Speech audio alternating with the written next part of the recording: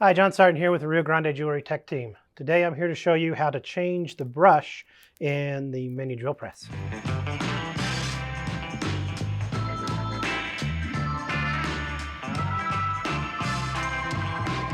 Okay, so there's going to come a time after a lot of use on this drill press that you are going to need to change the brush.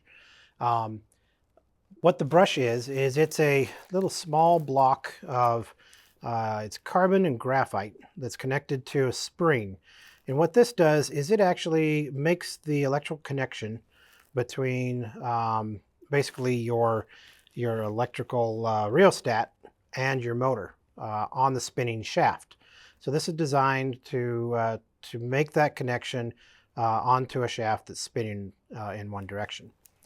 So what's going to happen whenever the brush starts to wear down is your motor is going to start getting sluggish, or you could just actually turn it on one day and it not work at all.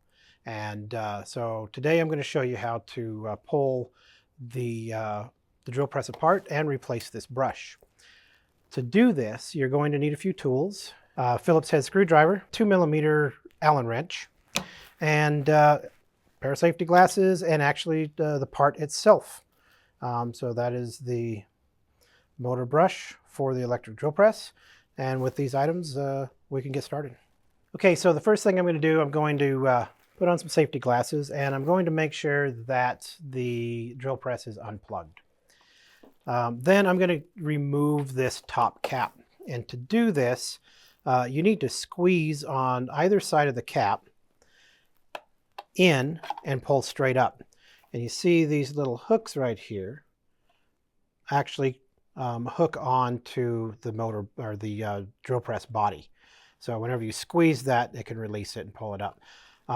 It might be a little bit difficult to begin with, but just be careful with it. Make sure you don't break the tabs, but it will come up. Just squeeze it, pull it straight up. The next thing you're going to do is you're going to remove the drive belt from the pulleys. Easy way to do this is lift up on the drive belt and spin the pulley one direction, and it will pop right off. Okay? Then you're going to remove this pulley, and you're going to remove it with a 2mm Allen wrench, and it goes right into the side of the pulley. Goes in, and just loosen it up just a little bit. All you need it is to be loose enough that you can actually pull the pulley off of the shaft. You don't want to loosen it all the way. There, pulls right up. And you can see that this shaft has a flat, and that is exactly where the set screw was locked into. And I'll show you that whenever we put this back together. Okay, so the next thing we're going to do is we're going to remove this bracket. Be careful here. There is a pinch point. What I want you to do is push straight down on it until it bottoms out. Hold it there, and then loosen up your Phillips screws. Once they're loose, you can go ahead and bring it back up and take the Phillips screws out the rest of the way.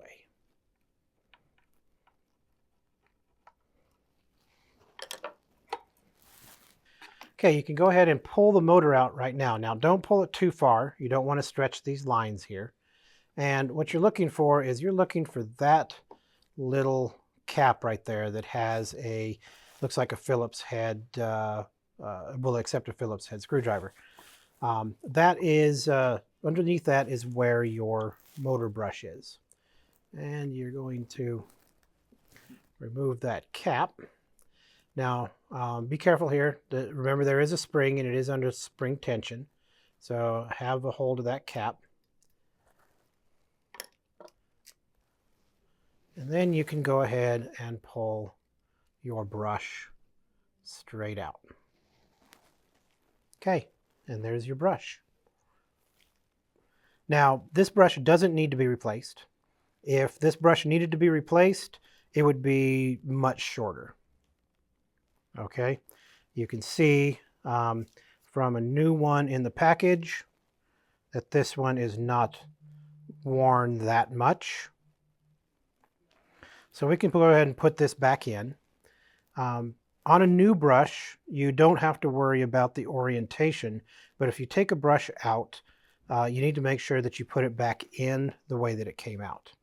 And you can see that this has, right on the end, you can kind of see that this has I don't know if you can see that. Mm-hmm. It has somewhat of a concave surface. And that concave surface needs to go back in so it's going to be riding on the shaft correctly. Okay? So we're going to go ahead and put this back in. I got the brush back in. I'm going to go ahead and put the cap back into place. Make sure you don't cross thread this. Okay, and it just needs to come down snug. And then I'm going to go ahead and start reassembling the press. Go ahead and get these screws in. Take them down until they just get a little bit snug, and then you want to push this down all the way again and tighten this screws, both of them, back up until they are tight. All right. Okay, so the next thing you're going to go on is your pulley. So you want to make sure that you line up your flat on your axle with the set screw, or the set screw with the flat on the axle. Push it down, and then go ahead and tighten the set screw up. All right. Now, what I like to do here is whenever I get that tight, I like to actually grab a hold of the chuck down here and just kind of twist the pulley. If you didn't get the pulley on correctly, then the pulley will start to twist. But that one is set correctly and it's tight. And now I'm going to go ahead and put the belt back on. With the belt, it's kind of like the reverse of the way we took it off. What I'll do is I actually will push the belt down. I'll set the belt on this pulley, push the belt down on the side of the pulley here, and then just rotate it with my thumb. And now the pulley's on your, or the belt is on your pulley. Next thing we're going to do is go ahead and just put the cap back on. And then I'm going to plug this thing in and we're going to test it out. Okay, so let's see if we did everything correctly. We got it plugged in. Now let's turn it on. And yep, it works. It works fine.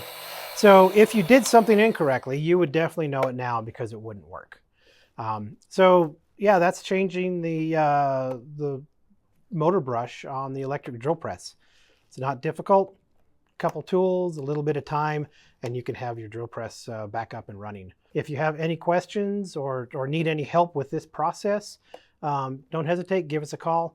We'll be more than happy to help you.